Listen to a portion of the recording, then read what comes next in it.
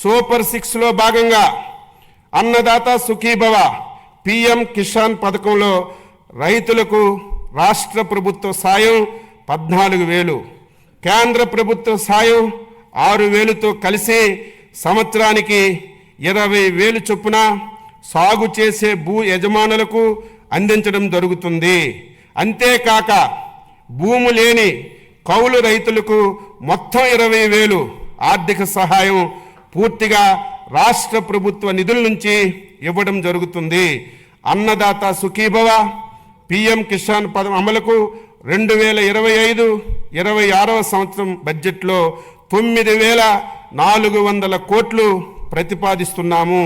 ఖరీఫ్ 2024లో ఈ పంట డేటా ఆధారంగా పంటల బీమా అమలు చేయగా 2024-25 రబీ పంట కాలం నుంచి స్వచ్ఛంద నమోదు విధానాన్ని పునరుద్ధరించి తక్కువ ప్రీమియంతో రైతులు బీమాలో చేరే అవకాశం కల్పించాం. ఖరీఫ్ 2024లో 22 పంటలు, రబీ 24-25లో 15 పంటలు నోటిఫై చేయబడ్డాయి. 2024-25లో రబీ నుంచి మామిడి పంటను వాతావరణ ఆధార పంటగా చేర్చాం. ఈ పథకం అమలు కోసం 2025-26వ సంవత్సరంలో 1,023 కోట్లు బడ్జెట్లో ప్రతిపాదిస్తున్నాం. 2024 ఆగస్టు సెప్టెంబర్ నెలలో సంభవించినటువంటి భారీ వర్షాలు, వరదల వల్ల జరిగిన వ్యవసాయ పంట నష్టాలను ఈ పంట వెబ్ పోర్టల్ ద్వారా రియల్ టైం డేటా ఆధారంగా అంచనా వేయడం జరిగింది.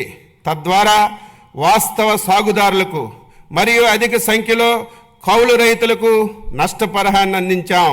అంతేకాకుండా పంట నష్టపోయిన రైతులను ఆదుకోవడానికి హెక్టారుకు పంట నష్టపరిహారాన్ని పెంచడం జరిగింది.